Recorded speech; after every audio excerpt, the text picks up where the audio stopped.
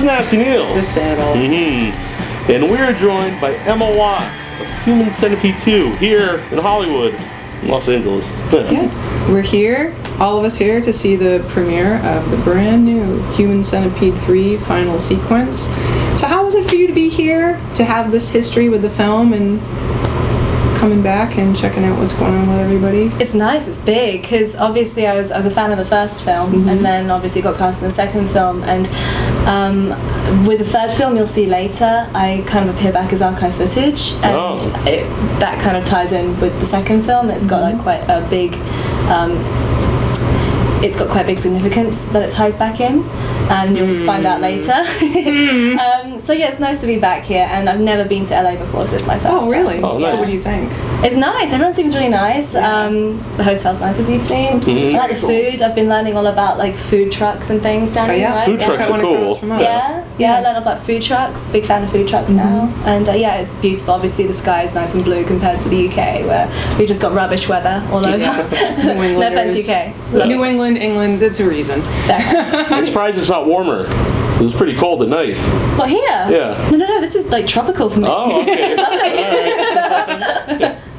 You said you were a fan of the first movie, and then you were cast in the second movie. Did you go out to be in the second one, or how did that come about? It was a fluke, complete fluke. I just graduated from my drama school, and my agent at the time, he sort of had Tom Six get in touch, who's the director of the Human Centipede 1, 2, and 3, and he was looking for someone who was of mixed Asian descent. So he said, "Would you like to go for the part?" And it just kind of fell into place that way, and I really enjoyed it. And I made like a little, because I wanted to stick out. Obviously, they saw hundreds, if not thousands, of actors and actresses for the second film, so I wanted to really stick out. So I made, because I'm quite into my crafts, a little 3-dog, like from the first film, like the 3 Rottweilers that got stitched together, a 3-dog out of plasticine, and I gave it to Tom Six, and he's actually kept it, and he's made like a museum in his house, and he's like given that like centerpiece. Oh, that's fantastic. It is really interesting how everybody, clearly, if you're a director, you want to pull in the best people, but everyone seems to be so perfect for what they do. Do you think, is it flattering to you to feel like, wow, this is something that I really fit? Flattering in the sense that I'm good at being raped with barbed wire? Or something like that. But just that you're among these people that really, the casting is so incredible, and that you were that person that was brought into this film. It could have been, like you said, there's hundreds and hundreds of people. There were a lot of people, and I was very flattered, but I think ultimately what spoke to Tom is that I found a lot of humour in the script, and I think he really enjoyed that. A lot of actresses, they come in, they say, my style is unique, and I'm going to do this, this, and this. I just said to him, look, I really want to be in your film, and I did a really killer audition for him. It was really, I say killer because not because I did a great job, because it was difficult, a very hard audition, and a lot of girls actually just left. During the audition process, they said enough's enough, and only a few of us stuck it out. So it really separated those who just want a bit of screen time to those who are willing to put the work in and actually try and deliver a good performance. And obviously we knew by going in and being asked to do what we were asked to do in the audition, which was to lay on the floor, pretend we're gagged and bound and being raped with barbed wire. So we knew what was coming, and it kind of separated those who would be willing to do it and those who wouldn't. And to me it was quite exciting. I knew we had to sort of approach it if I were to get the part in a really sensitive way. So yeah, it was a big challenge, and I'm very flattered that he asked me to do it, because it gave me an opportunity to do that, to have that challenge. And it is really interesting because the Human Centipede films we enjoy quite a lot, and it does have that humor element, but it's so dark, and there's so much going on that is interesting and and thought-provoking. And do you feel like there's a specific kind of person that is drawn to all of that together and doesn't just see it as this gross thing to not touch? Or there are different fans, some who like just the gross stuff, some who find the dark humor in the movie.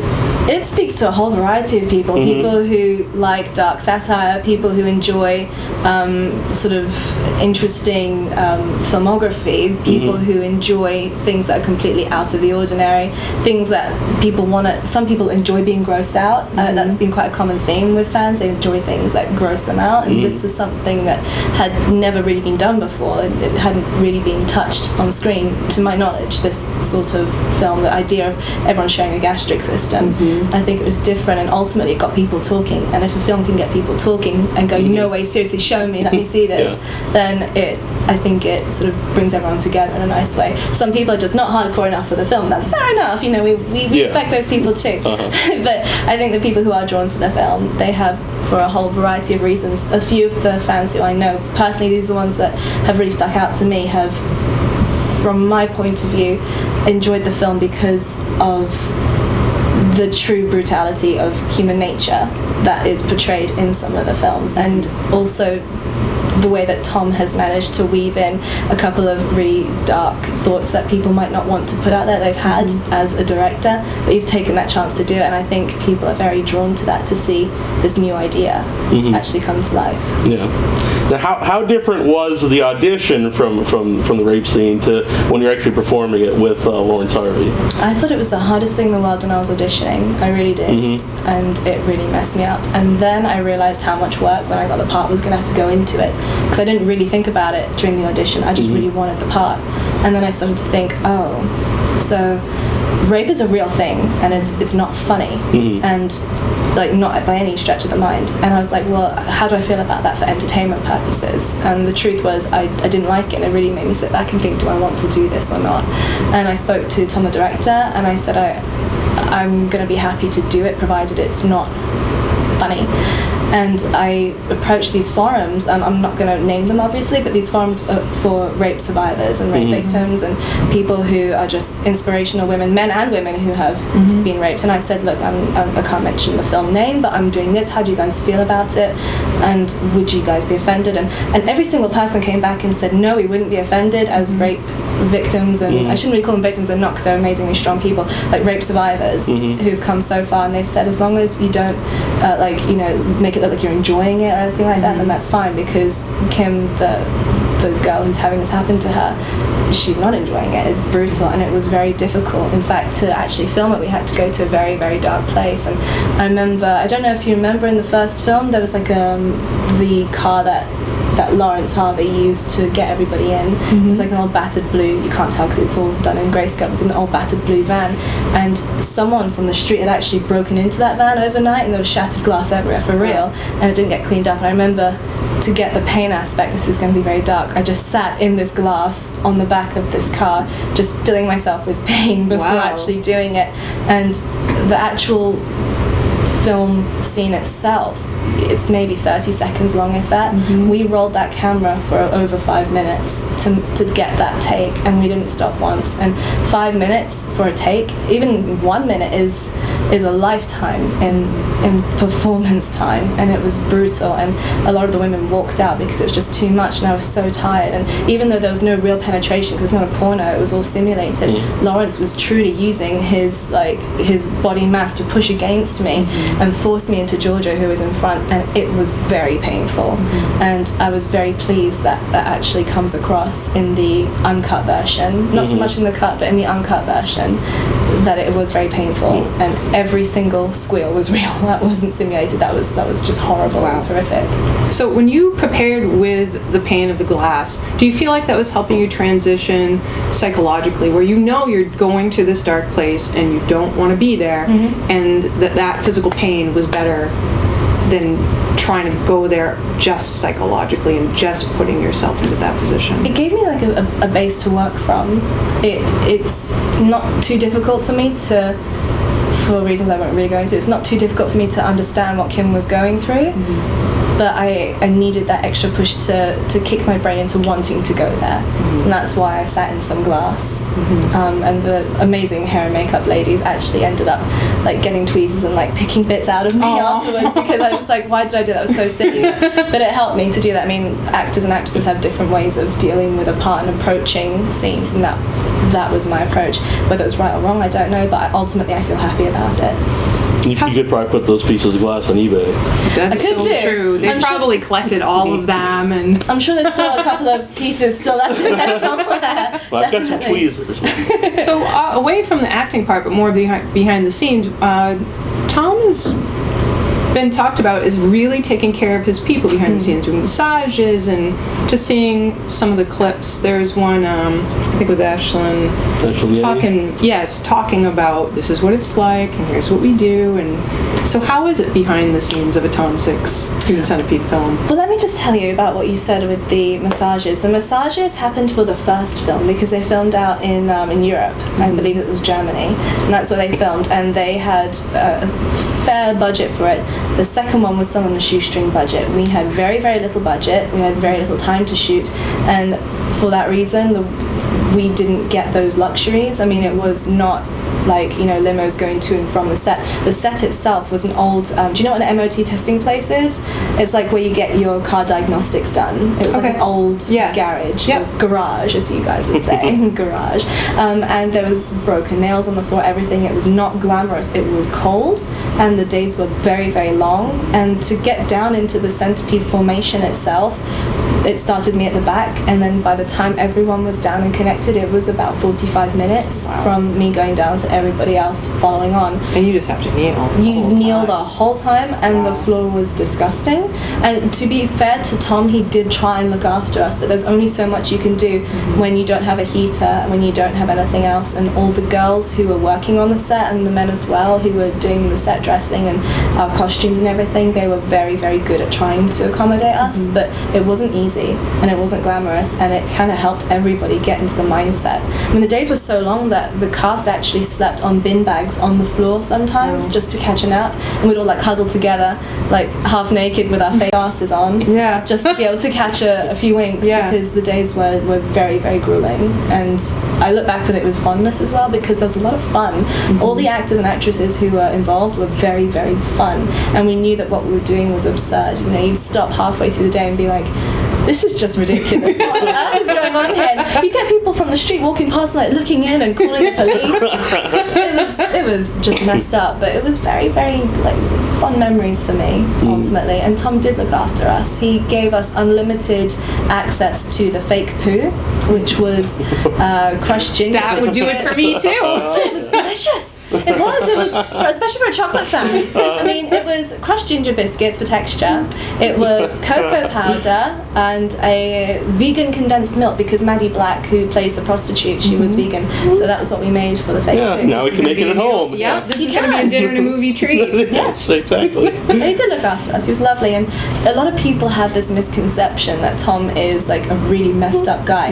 Oh, he's not. He's the sweetest guy. If I had a child one day, I would let him babysit, because he has, as he has described himself, a sheep in wolf's clothing, not a wolf in sheep's clothing. He is just so sweet and so gentle with everyone, just the most calm man. You'll see him later. I don't know if you've actually met him before. He's just the most lovely man, and he portrays himself in a certain way, and that's fair enough, because it gets a rise out of people. He enjoys that, he really does. But he's one-on-one a lovely, lovely man. He seems like a nice guy. He treats his dog very well. Yeah, you can tell. As you know, you can tell a lot about a person with how they treat their animals. Absolutely, and he loves that pug so much. He loves it. How frustrating was it that they cut the scene originally, the rape scene, because you went through so much to have it filmed, and then it was taken out of the movie? The BBFC these are the people who decide what stays in the movie and what doesn't. They made 32 cuts, and it killed the life and soul of the film. If you are going to make a horror film and then you take out all the horror, it has no legs to stand upon. If you're going to watch a porn film and you take out the sex, there's no legs for it to stand on. So for me, it killed it. I was very proud of the initial release because it was uncut. And then when I saw what they did to it in the cut scenes, the cut version, I hated it. I didn't even want to look at it at all. I didn't want to look at it. Because the cut one's totally different. He's just kind of laying on you. And it's almost like he's just showing affection. So it's a totally different thing. Seriously, though, Snuggly.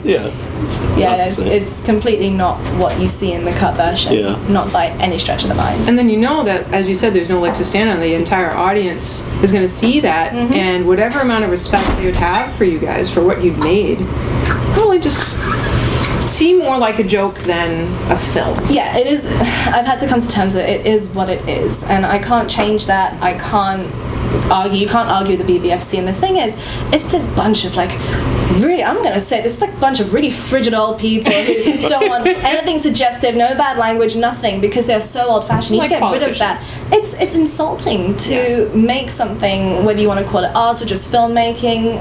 It's insulting to tell people what they can and cannot access. Ultimately, it's a horror film, and people can decide to watch it if they want to. They can always switch it off.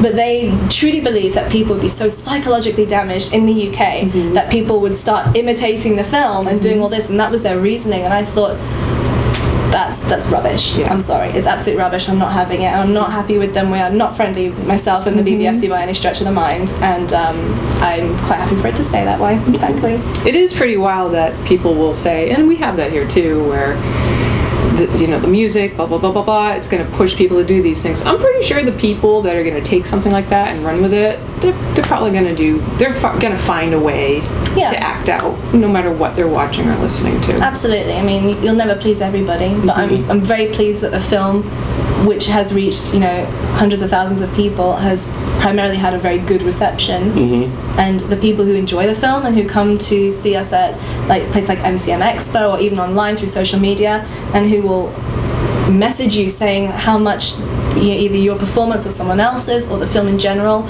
or even just the topics have really touched them in a particular way, that's great. I mean, that makes it all worth it for me. And no amount of cutting will take out the fact that people put in a lot of work, and not everyone will see that, but the cast and everyone else, or the production team, knows what we did, and I will always be proud of that.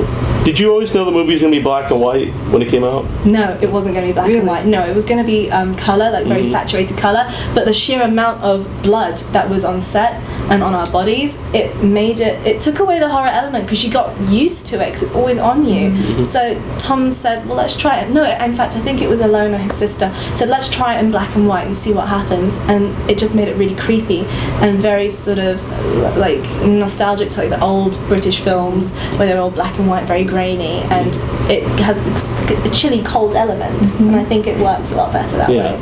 And there is some color in the movie, very similar to Schindler's List. Yeah, look out for it, guys. If you haven't seen it yet, play Spot the Brown. Yeah.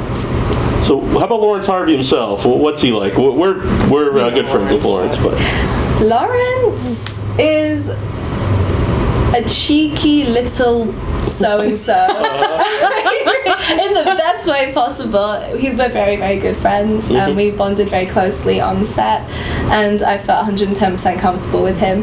But he's got I won't go into too much detail, but he enjoys certain things, and he'll be like, check this out on my phone. I'll be like, seriously, I'm trying to get into character right here. He is a real barrel of laughs and so sweet. He's just one for the cuddles and everything. He is the most lovely guy, and yes, he can look creepy, but he's not really. No. He's really shy, and he's really sweet. So soft-spoken, because you don't hear him. He doesn't speak. He makes some sounds.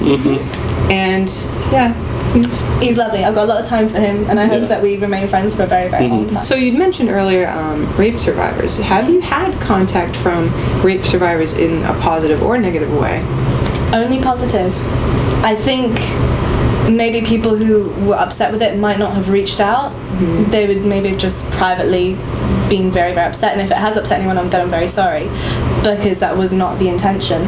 But I have had a few people reach out and say, actually, you did that all right, and I'm happy with that. Yeah, that must be incredibly meaningful, because you were so sensitive to go to them and talk with them about it, and then to have it, even though they approved it initially, to have them actually watch it and recognize that you were tasteful in what you did. A lot of it were people from these forums that I'd initially spoken to, and then they said, what's the update? Can you tell us the film? And when I was at leisure to actually tell them about which film it was, because there's all this privacy issue and pre-shooting, but they were all fine with it, and a few of them actually reached out and said, you did all right.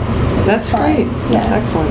Have you had people, because we know Lawrence and Dieter and Tom, a lot of people involved in the films have had a lot of negativity, either people wanting to cast you only at the back of someone's ass, or they're just nasty to you because you've been in this disgusting film, and have you had to go through any of that? yes and no. A lot of people will assume because, especially for women, because you have taken a proportion of your clothes off to do something, people will assume you're willing to pretty much do anything, and that's not the case at all. I spoke to Tom and I said, as long as you can't freeze frame it and see particular things, then I'm happy to go ahead and do that. And I'm very, very conscious about how much of my body I show. I will never wear revealing clothes, not normally. I don't do bikinis on beaches, nothing like that, but for work purposes I will try my best to do it. And I did have a couple of directors get in touch with me afterwards and say, could you do my film? And I would talk with them. And the thing that really disgusted me about that was they wanted me to do it for free. And I said, I don't know what you think I am, but that's not what I am. And if you're gonna be willing to pay, and you're gonna pay the rest of your production team and everybody else who deserves to get paid, then great. But don't think for 1 minute that just because I took my clothes off in one film I'm going to do it for another, because it's not the case, and I don't plan to again unless it's important to a role. For me, that was my break into the industry. And now you have to be very careful from there on what you do, and some people will fall into a trap of doing the same thing over and over again. But personally I'm quite selective, and unless something really speaks out to me, then I'm not particularly interested. I'll be nice about it, but I'm not just going to take any job. And it's difficult for a lot of actresses to get work because there are so many. And if you don't want to take a role, another person will take it, and they'll do it for free because it might be their big break. And it's a real problem in the industry at the moment that people are not getting paid. So A, I need to get paid, and I'm sorry, I mean, I like making things, but I need to feed myself too. And B, I have respect for everyone else who works, everyone from the people who handle the lights to sourcing props to location managers, everything. Everyone deserves to get paid. And I've never had any negativity from someone there on. They've just said, fine, that's fine, we'll find somebody else. But it's never sort of gone any further. I guess the worst I've had is people who are human rights and they don't understand what went into the film to make it. For example, sourcing opinions from rape survivors, and they will say what you're doing is degrading to human life, and we're going to come and get you, and we're going to find you, and we're going to do this, this, this, and this. And I'm like, you're human rights people, and you're saying all this to me? It's a film. It's a film. It's not real. And some people have a difficult time separating reality from fiction. And that's the only negativity I've had. I also had one weird stalker person, but I guess it happens for everybody. You know you're doing all right when you've got a stalker. I guess I'm doing okay then. You're sad. Now, you said you're a big fan of the first film. How do you think your film holds up to the first one, and how do you like how the second one, references the first film as a movie?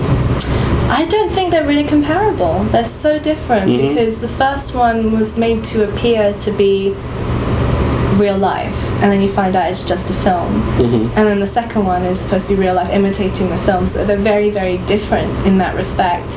But I enjoy how different they are. The way that the first one was in colour, very medical with the cool tones, and with Deirdre as well, who's just complete contrast to Lawrence. And in the first film as well, you had primarily American actors. In the second one it was pretty much everyone was British, and it was sourced all over. And in the third one you'll see it's completely different again. And that's what I love about these films, is that they are tied together like a centipede in that respect, via the gastric system idea, but they're all very, very different, and they all stand alone. You don't have to watch one to understand what's happening in any of the others. They stand alone very well, and I like that. And they're all humorous, and they're all able to make people think about things and talk, and I like that. I think they're brilliant. In the first film, there was a lot of ad-libbing, a lot of collaboration between actors and Tom. What happened with that in number 2? In number 2, a number of interesting things happened. First of all, there was a very quick time to film. It was a 2-week shoot, and most things were done as one-take wonders. And I quite like that, because if you keep doing a scene over and over again, you kind of lose little magic moments that you might not pick up on that were great in the first thing. Exactly. So the spontaneity is great, and I like that. But there was so much going on. Like, the script was thrown together very quickly. It would just say that now this happens, and Kim might say a few things, and you ad-lib it. There was a lot of ad-libbing. The ending of the second film completely was different to what Tom wanted. He initially wanted all the bodies to be piled like as overkill into the centre of the MOT testing place and gone up in flames. But the health and safety people in England decided that they didn't want to grant us that, so we ended up getting an imitation gun and everyone getting shot instead. But everyone was going to have much more graphic deaths, and that's a shame we couldn't do that.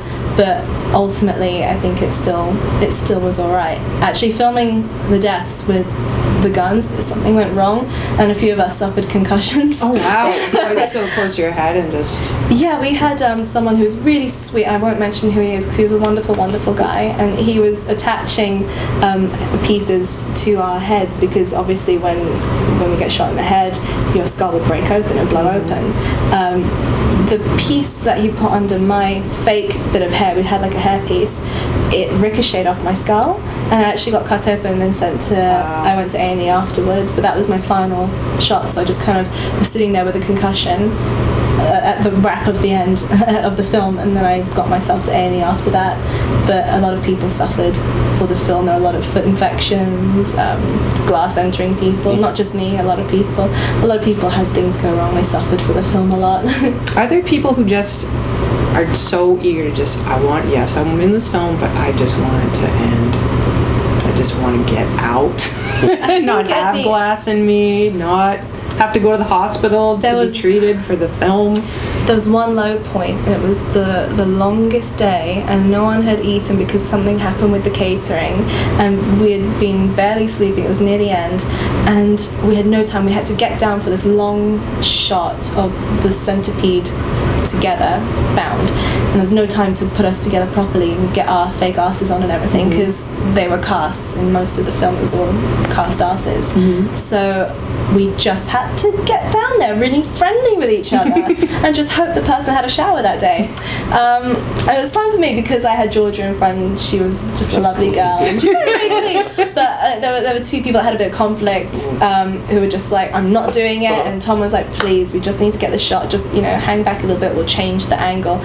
And someone nearly walked off. I won't say who. I mean, we were all friends at the end of the day and everyone was very professional, but it was just that overwhelming amount of tiredness and hunger and just ready to snap. And we ended up doing it and we got the shot in the end, but that was probably the low point for everyone, trying to just get this one person to just bite the bullet and get down and do it.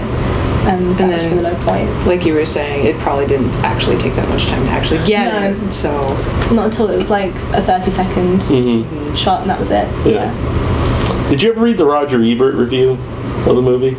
I don't think so. I read. Oh, wait, was that the really negative one? Yeah. Was it Rotten Tomatoes? No, it was actually Roger Ebert of very respected, totally at the movies, straight-laced guy. And he even goes out and he says that Tom Six found Lawrence Harvey on the streets, and he actually says that he was like a mentally handicapped guy that he just got in the movie, and it's and this is it was one of the most famous critics ever that's ever lived. He worked for a major newspaper. Yeah, Chicago Sun-Times. Yeah, Chicago Sun-Times, I think. I did remember one particular review that just slaughtered the movie, and I remember just laughing because that was fantastic. I loved that it gave someone like that much passion to write something so horrible. I was like, job done. We're good. Yeah, that's fine. Any other reviews that stand out to you? I tried not to read them because I tend to get too emotionally involved in that and take it personally. Yeah. So I think, you weren't there! You didn't see what we saw, you didn't suffer. But I enjoy listening to people when they come to these events like MCM Comic Con to talk to us. And not everyone is there to kiss your ass. It's not all fans. People come up and say you could have done this better, or really wasn't a fan, or preferred the first one. And that's great because you're talking to real people, not people who are being paid or have their own interests at heart to project something to the masses. It's just people's true opinions. And I enjoyed that. And people don't have to like the film. There are elements about both films that I don't like, and I was in it, and I can understand and respect where people are coming from.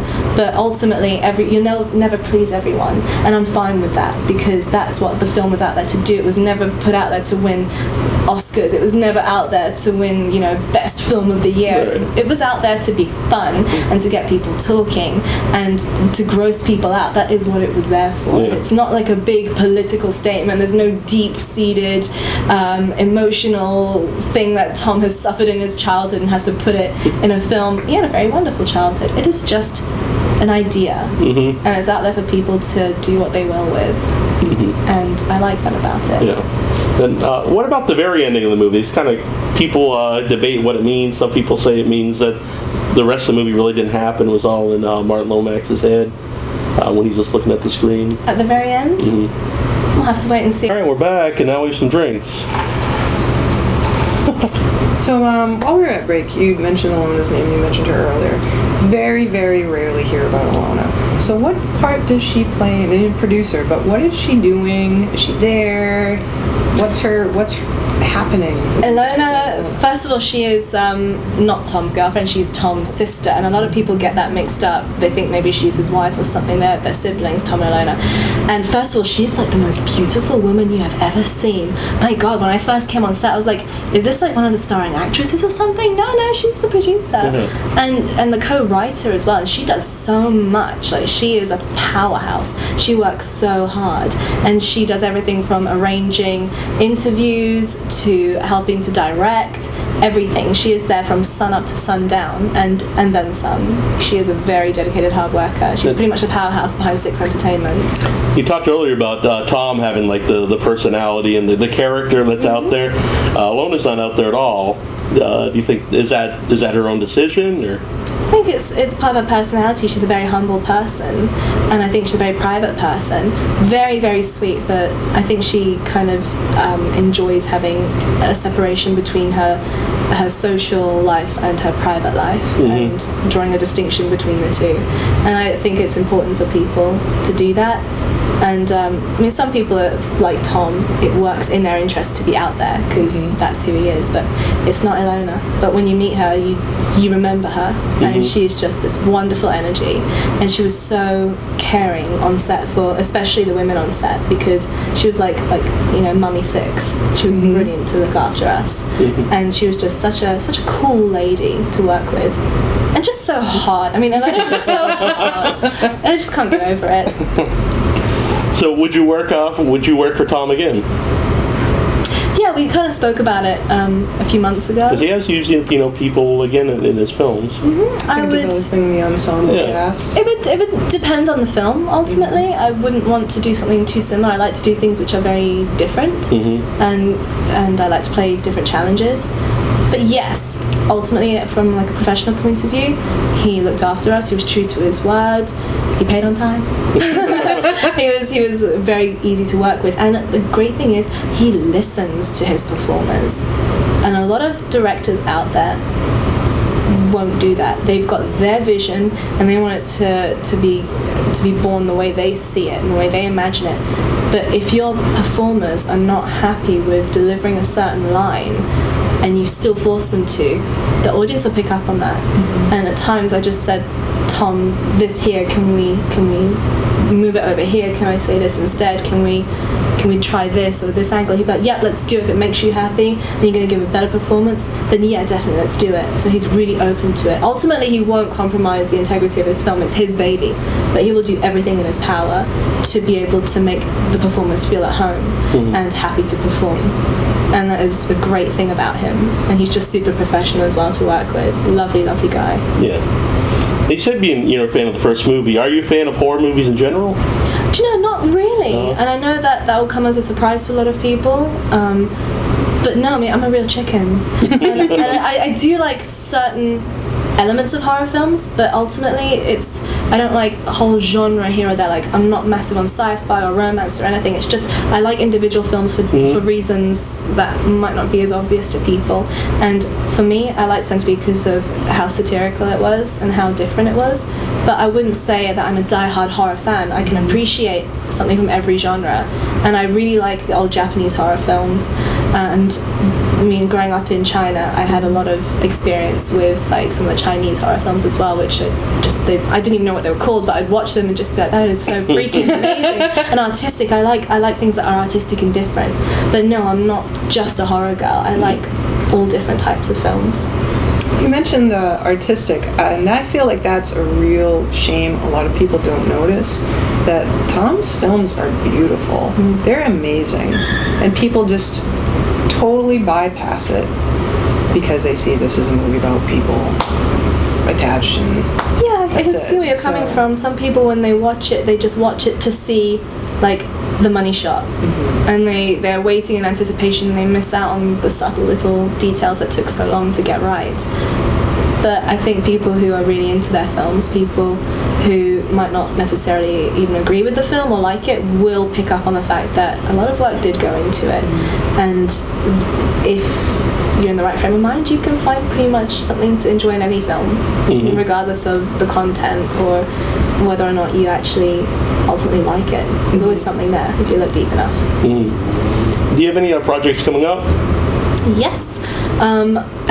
Something called I Profit, which we shot in Serbia a couple of years Really? ago, which is still in a deadlock because of distribution issues, but it's a sci-fi and it's very cool. It's like sci-fi martial arts, because I've got like a martial arts background as well, so sci-fi martial arts. There's a giant axe-wielding hamster. It's about a brilliant mathematician. I think all of our audience is now sold. Absolutely. Axe-wielding hamster. It's about a brilliant mathematician who I play called Divna, who is taken from a parallel universe to go and use her powers of prophecy to predict the outcome of certain wars for this evil king, which is really interesting.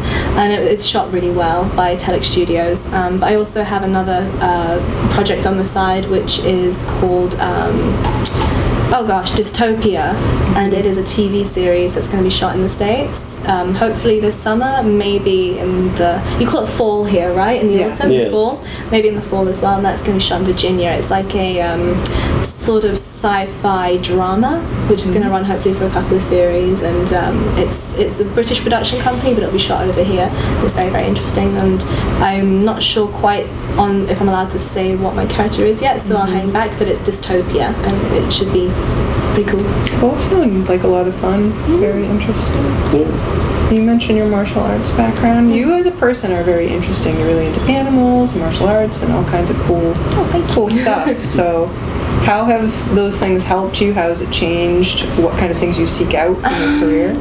I just like challenges. I know that for one of my earlier films, which I will not mention, they wanted me to be a trapeze artist, so I took up trapeze for a bit. And I was terrible, but I still tried. And I think that's the key to being a good performer, is being open to trying new things and not being afraid to be a bit daring as well. And when I say martial arts background, I'm not like a black belt or anything. I just work really hard trying to be good at things. I took a lot of stage combat courses, so I can make it look like I'm beating the crap out of someone. If it came to real life, I'd probably just be like, no! But I still tried. I did do martial arts for about 8 years. I never did any belts or grading, but I was with somebody at the time, one of my partners, who was I guess a PT, a personal trainer, and had a very strong martial arts background. He'd helped me to learn a bit of self-defense, but I was pretty terrible at it. It's mostly stage combat, yeah. So you've never been to the Chinese theater because this is the first time in LA. Never, actually. This is going to sound awful. I didn't know much about it until I googled it about a week ago, Oh, okay. and then I realized, wow, it's a big event. Like, it's a big place, Yes. and it is beautiful. And I can't wait. I'm quite into my architecture, and I want to see the architecture of the building. And so everyone's going to be like, checking out all the other stars and stuff, and I'll be like, so, check out the coding, yeah. No, so yeah, I had no idea. I don't even know the history of it too much. But I'm hoping to find out a bit more about it later, because it looks like a phenomenal venue. Yeah. It is pretty incredible yeah. that he did that. It does seem like this is a Tom thing. He's going to go all the way as best he can to make it big and showy. When Tom says he's going to do something, he will do it. And it's my belief entirely that you shouldn't judge someone on what they say, but on what they do. He might say a lot of weird stuff, but ultimately he does well, and he's not afraid to secure the best venues. He's not afraid to secure some brilliant actors, and he will pester you until you're in his film, whether you like it or not. And he's great like that. He's very, very ambitious, but not to the point that it puts people out. He'll just go for it, and I think there's a lot to be learned from that. Yeah. Well, actually, to say that, a lot to learn from that, being around Tom. And are you just interested in being an actor? Would you ever like to direct or write or? It's something I might like to have a go at. Whether or not I'd be very good at it, I don't know. I do like behind the scenes things. I'm very interested in set design, but I don't know if I've got it in me to be a very good director, because my ideas, I'm very good at seeing what I change about other people's productions. I'm not very good at admitting it to myself. So I don't think I'm the best person to produce or direct. I do have other projects that I would like to do, mostly theatre and stage. I've written a couple of plays I'd like to put into production one day. But whether or not they'd be any good, we'd have to wait and see. It's, again, it would be like being a baby, starting from scratch, learning how to walk. It's never been my background to direct or produce or even to write. I just enjoy it. So I just write. And maybe something might come of it one day, maybe not. It depends. I've got quite a lot going on that I'd like to achieve. Not necessarily all just acting work. It's a lot of, I've got my fingers in a lot of pies. We'll see how we go. Yeah. And you've had like a background that was very diverse. You've had lots of different kinds of jobs when you were younger. What got you into wanting to act? And probably being a typical middle child, I suppose. Attention seeking, yeah. And I had a lot of energy which I needed to burn off. And I just said to my mum one day, I want to act. And she was like, okay, let's put you in stage school then. Saturday stage school, and I really enjoyed it. And my Saturday stage school guy, Michael Palmer at Sylvia Young School in the UK, which is like a very big performing arts institute, he recognised some sort of talent. And he was like, you should go for it full time. So I did, and I really enjoyed it. But yeah, there's been quite a few things. I wanted to be in construction for a while. I wanted to do things with property development, so I worked as a builder for a while. I did a couple of stints working night jobs, which we won't go into. It's nothing seedy. It's just okay. I used to massage people. No. I used to massage people's head, necks, and shoulders for tips in clubs because I was so poor.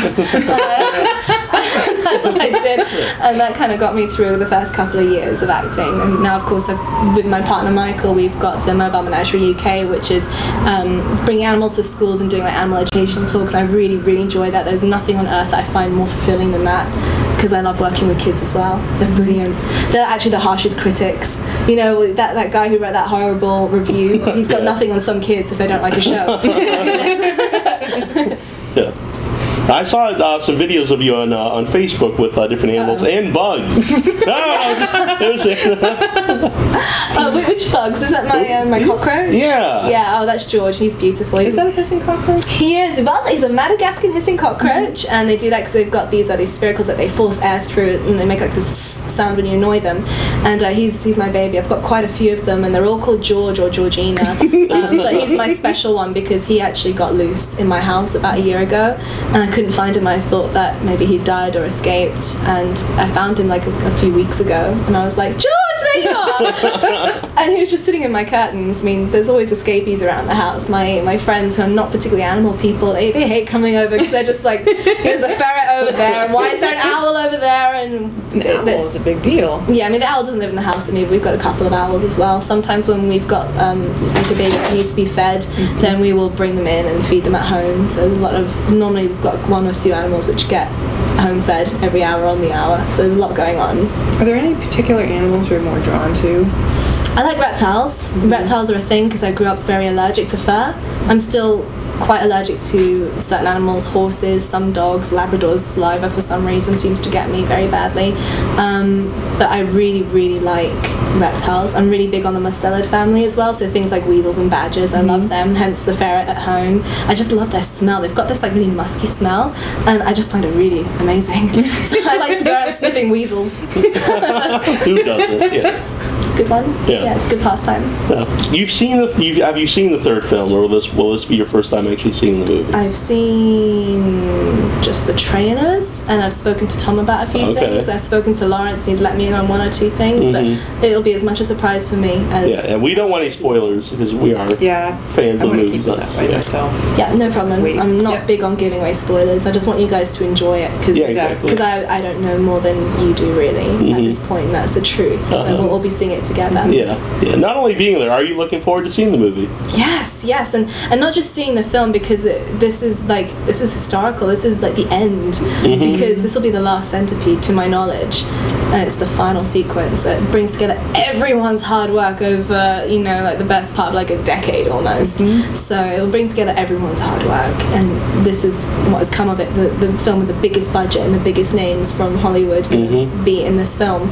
It started from, Ashlyn, Aki, and Ashlyn, who were just so brave, and Deirdre as well, to Lawrence and a bunch of other unknown actors such as myself and everybody else. Who it was our first big break, and now it's become something that people wanted to invest in more because of everyone else's hard work, and everyone's hard work, regardless of whether they're a big part or a small part, has resulted in this being so successful.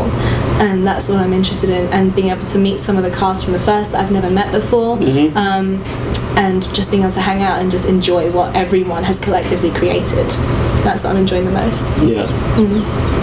I think it's going to be a lot of fun tonight. Yeah, it's going to be a great time. I'm definitely looking forward to it. I'm looking forward to it for a long time. You should do. I mean, Tom, it's going to be something no less than spectacular. Yeah. Actually, originally we weren't going to meet until we were going to meet first time. We were going to go see Human Centipede 3 together. Wow. And it was we so it's a good thing started we chatting decided. online because I did a painting of Dr. Hyder. He saw it, said I did an interview with him, and we were chatty. Yeah. Wow. We became friends, and said probably most of the people we know are not going to watch this movie. So that's the first time we'll hang out. We'll go hang out and watch Human Centipede 3. And that's interesting about the painting. You know, Tom does some painting as well. Tom I've Six. seen. Yeah. I've seen It's some all of those questionable, but He does it's actually do subjective. some good art. He does posted something actually, on Twitter that was actually really quite nice and not just like a spray painted He's an My artistic Little Pony. individual. Yes, yes, he does a lot. Yeah. It's interesting. I love you, Tom. I do. Yeah. No, I don't want to do an ad for her sticker, but she does a very cool sticker of the Human Family Pede. And I saw them, the ones that you put up for. It's like quite a big thing to have like your family stickers on the back. It's like the black and white, like you stick them on the back of your car. They look phenomenal, and it's such a good idea. Thank you. Yeah, they're really, really good. We might have brought one for you. Seriously? Yeah. That's just made my day, guys. That's amazing. I'm gonna put it on the back of my Nissan Juke like a boss. It's people will stop tailgating you. For you. Check it out, guys. It's pretty nice. Human Thank Family you. Pede. I'm pretty sure if you Google that, you just find It's it. amazing. I kind of like want to wear it tonight. I'm gonna have to like hold Well, it. wait, like, hold wear on. it. Wait a minute. Wait a I minute. have one here. No. I hear it. I'm so intrigued. These are new. The Human Family Pede has a button. That's amazing. Exactly. I won't hold you to it to wear it tonight, but Are you joking? I will rock this tonight. please do. That I will Give you rock more this if you tonight. want them. Yes. See, she knows what's up.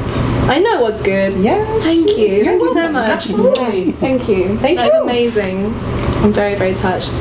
See, look at what Tom has created. It's come from being an idea in his sick little twisted mind to being these cute little collectibles, guys. It's good stuff. Yeah. Thank you. You're very That's welcome. amazing. And there's a cat at the end as well. Yes. Wow. The whole beautiful family. Some people, that's the one that they're most like shocked by. They're like, they're okay with the dad and the kid. Yeah, Then there's even a the cat. baby. Yeah. The poor cat. baby. It's fine. Think of the cat. Screw the baby. Think of the cat. Poor cat. Have you seen what babies can produce? It's disgusting. Poor cat.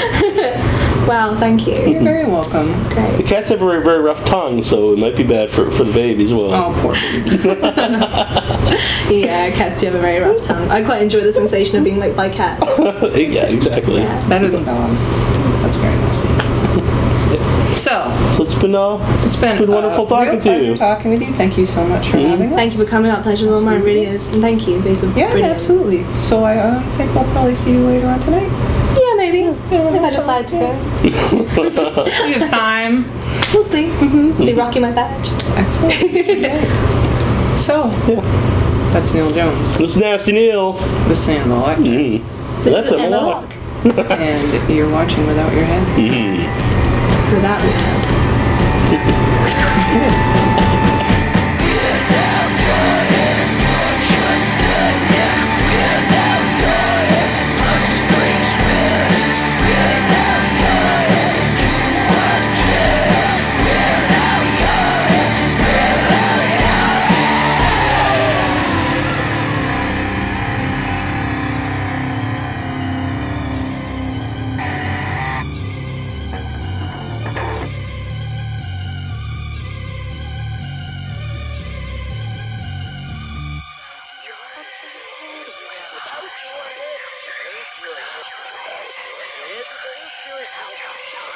with Hollywood.